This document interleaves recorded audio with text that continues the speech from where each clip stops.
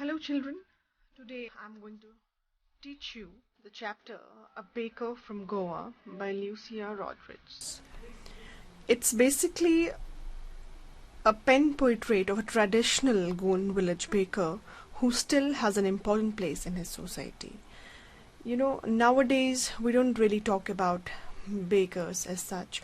So this chapter really highlights the importance of a traditional village baker and his important place in the society.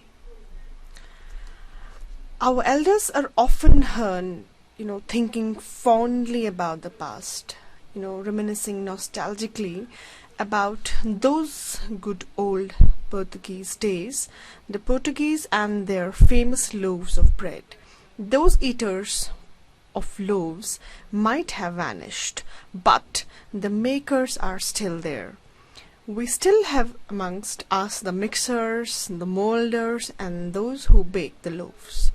Those age-old time-tested furnaces still exist. The fire in the furnaces has not yet been extinguished. The hood and the jingle of traditional baker's bamboo announcing his arrival in the morning can still be heard in some places. Maybe the father is not alive, but the son still carries on the family profession. These bakers are even today known as Peder in Goa.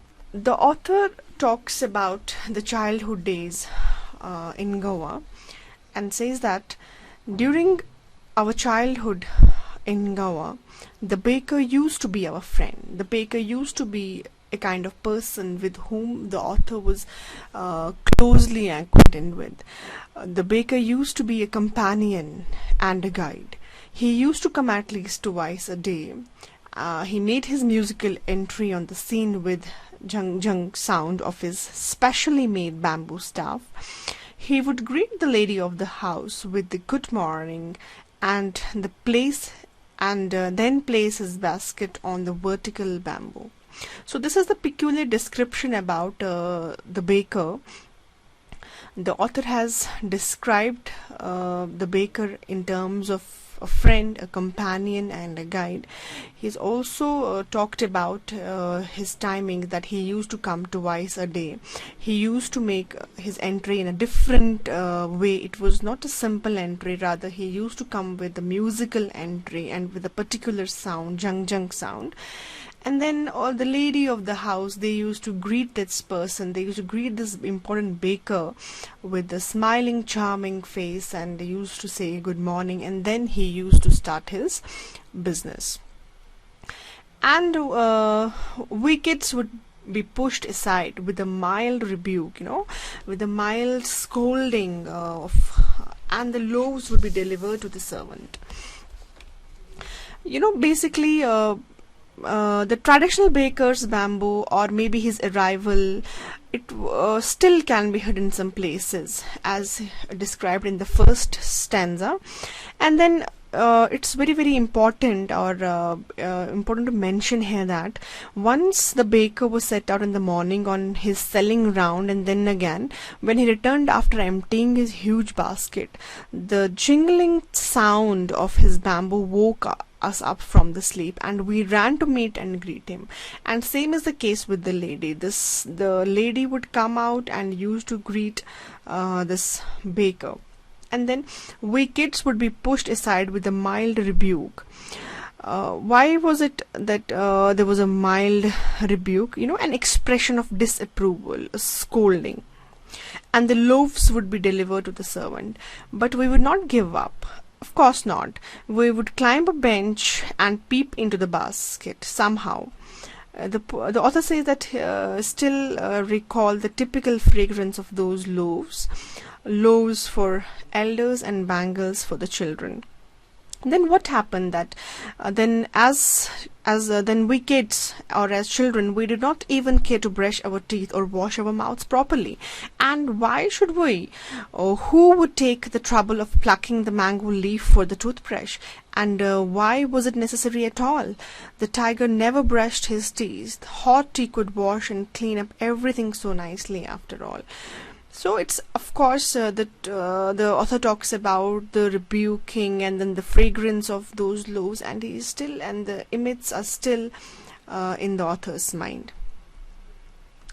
Then it talks about the importance of the loaves, or the baker's bowl in terms of marriage gifts. Marriage gifts are meaningless without the sweet bread known as the bowl. Just as a party or a feast loses its charm without bread, not enough can be said to show how important a baker can be for a village.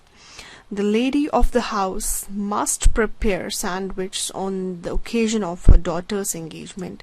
Cakes and boulenas are a must for Christmas as well as other festivals.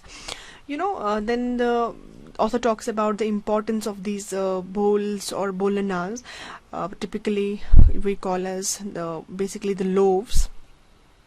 The lady, he talks about the importance of these boulenas on daughter's engagement. Says that is a very important, to exchange such kind of things as far as the marriage gifts are considered. Cakes and boulenas are a must for a Christmas as well as other festivals. Thus, the presence of baker's furnace in the village is absolutely essential. The baker or bread seller of those days had a peculiar dress known as kabai. Kabai is basically a long single piece of frock reaching down to knees. A kind of gown. So in our childhood, the author says that we saw bakers wearing a shirt and trousers which were shorter than full-length ones and longer than half pants. Even today, anyone who wears a half pant which reaches just below the knees invites the comment that he is dressed like a badder, a baker, that he is dressed like a baker. So then the baker usually collected his bills at the end of the month. Monthly accounts used to be recorded on some wall in the pencil. And after talking about the importance, the description, the name, the importance of the loaves in terms of marriage gifts, and then we can finally say that the baker usually collected his bills at the end of the month. Indeed is a big thing, and accounts were used to be recorded on some wall in the pencil. So we can also say that baking was indeed a profitable profession in old days. The baker and his family never starved. He and his family and his servants always looked happy and prosperous. Why they looked happy and prosperous? Because they had all the resources. For them, baking was everything. They used to earn good and they used to eat well. They never used to starve. Their plump physique, their healthy, pleasant, fat body was an open testimony to this. Open testimony here, we can say a public statement about a character or a quality. We can give examples of. Even today, any person with a jackfruit-like physical appearance is easily compared to a baker. So this is basically all about the chapter. The chapter really talks about the importance of a baker in India, we can say, not just in a particular part of a society, but we can talk in terms of India. No doubt maybe the name has vanished in some places, but there still exists some places or the society where age-old time furnaces still exist. The fire in the furnaces has not yet been extinguished. This is how the baker from Goa holds an important place in